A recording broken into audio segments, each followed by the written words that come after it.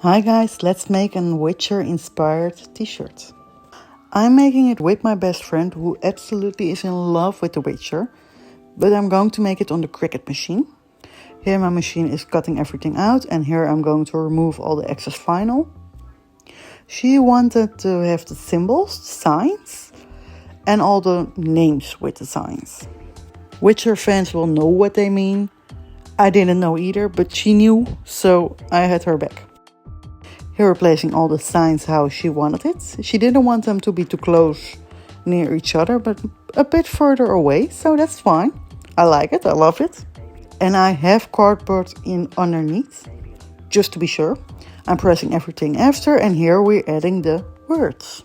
Keep in mind, if you are going to do it like I did, not all foils can be pressed again. Like here you can see my heat press is touching the signs. And some foils will break down or burn. And here you go, this is the finished result. I freaking love it, she loves it, that's the most important part. And it was just a fun project to do together. Thank you for watching.